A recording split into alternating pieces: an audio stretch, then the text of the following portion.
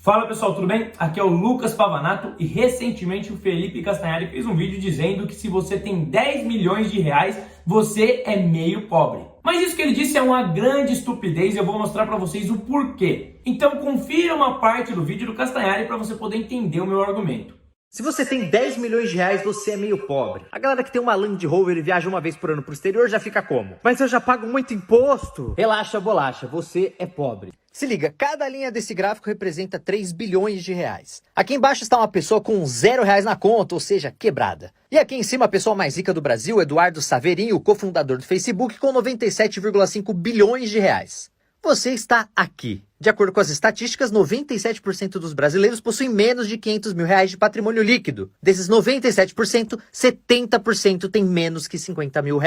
E nessa região aqui é onde os 3% dos brasileiros começam um pouquinho acima de você, com mais de R$500 mil de patrimônio. Aqui está o nosso querido Silvio Santos. Ele possui um patrimônio de 1,9 bilhão. É bem importante entender que o Silvio Santos está bem mais perto de não ter nada de grana do que ter o dinheiro do Eduardo ou de outro super rico do Brasil. O segundo, terceiro e quarto lugar dos mais ricos, segundo a Forbes, são ocupados pelos donos da Ambev e do Banco Garantia. Jorge Paulo Lemann, 96,5 bilhões. Marcel Herman Telles, 64,5 bilhões. Carlos Alberto da Veiga, 49,5 bilhões. E se pularmos lá para a 10ª posição, ainda estamos falando de um patrimônio de 30,5 bilhões. Enquanto isso, 97% da população está entre essa linha vermelha e preta. Sua vida aqui é, sem dúvida, infinitamente melhor do que a vida de alguém que está aqui embaixo. Mas o ponto aqui é que ainda assim somos todos muito pobres, se comparados à galera dessa área aqui. Na pirâmide tributária do Brasil, quanto mais rico você é, mais parte da sua fortuna é isenta de imposto. E aí fica a pergunta, por que os super ricos do Brasil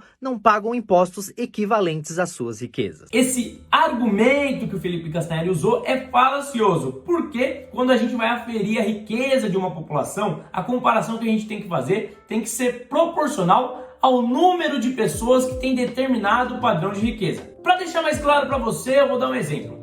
No Brasil, nós temos atualmente 315 bilionários, ou seja, apenas 315 pessoas no Brasil conseguiram atingir o padrão de riqueza de 1 bilhão de reais. E se a gente fosse montar uma tabela, a gente colocasse lá em cima os 315 mais ricos e embaixo os 315 mais pobres, onde estaria uma pessoa que tem 10 milhões de reais? Ou seja, onde estaria o próprio Castanhari? É um fato estatístico que o Castanhari estaria muito mais próximo na pirâmide social dos 315 mais ricos. E uma pessoa que tem 10 milhões também estaria muito mais próximo dos 315 mais ricos do que dos 315 mais pobres. Então, se o Castanhari tem uma preocupação realmente com a desigualdade, ele precisa primeiro reconhecer que ele está no topo da pirâmide e que ele é um rico e que ele é também parte dessa desigualdade. Se ele quer distribuir riquezas, ele tem que começar pelas próprias riquezas. Para você ter uma ideia, se você ganha uma renda média no Brasil de apenas 5 mil reais, você está entre os 10% mais ricos do país. Aí você pode me perguntar, Pavanato, e se a gente taxar só os 315, isso não ia ajudar o país? A gente não ia ter mais dinheiro para resolver os nossos problemas? O primeiro problema dessa proposição é que se a gente taxasse, ou melhor, se a gente confiscasse a riqueza de todos esses bilionários, ela não seria suficiente para resolver nem 1% dos problemas que o nosso país tem. Mas ainda que a gente quisesse insistir nessa ideia e taxar os mais ricos, é importante a gente reconhecer uma realidade que ela é um tanto óbvia, mas que a esquerda insiste em não enxergar. Quanto mais rico você é, mais facilidade você tem para tirar o seu capital do país. E os bilionários que o Castanhari citou já têm quase todo o capital fora do país para não pagar imposto, porque eles já pagavam imposto demais no Brasil. E caso os políticos insistissem em criar a taxação de grandes fortunas, eles não teriam dificuldade de tirar o restante de capital que eles têm aqui no Brasil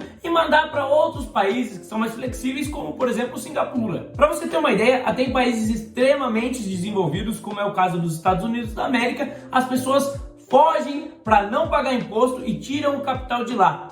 Na Alemanha e na França, por exemplo, eles aboliram a taxação de grandes fortunas porque eles perceberam que a fuga de capital que estava acontecendo era enorme e que a política em si era ineficiente. Na França, por exemplo, o capital que saiu de lá em apenas 20 anos chegou a um patamar trilionário. Mas para além desses argumentos técnicos, vale ressaltar uma coisa: a esquerda não defende taxação de grandes fortunas por ser uma política funcional ou testada na prática. Eles defendem isso porque eles são especialistas em capitalizar o ressentimento das pessoas. Eles conseguiram convencer muitas pessoas mais desfavorecidas da sociedade de que os mais ricos são os culpados pelo fracasso dessas pessoas, de que os mais ricos condenaram essas pessoas à pobreza, ignorando que são os mais ricos que geram investimento e que também criam empregos. E essas pessoas, por causa do ressentimento, têm uma necessidade quase religiosa de acreditar que os mais ricos são os culpados pela pobreza delas, e elas ficam reféns desse discurso demagogo de extrema esquerda. Por isso, toda vez que um rico, como Felipe Castanhari ou como Felipe Neto, vier dizer para você que nós temos que taxar as grandes fortunas, pergunte para eles se eles já começaram a dividir a própria fortuna, se eles já começaram a distribuir o próprio dinheiro. Fazer caridade com o dinheiro dos outros é fácil, o difícil é ser coerente com os próprios princípios. Se você gostou desse vídeo, eu peço que você curta, comente e compartilhe, divulgue o máximo possível com seus amigos, inclusive com os esquerdistas. Um grande abraço e falou!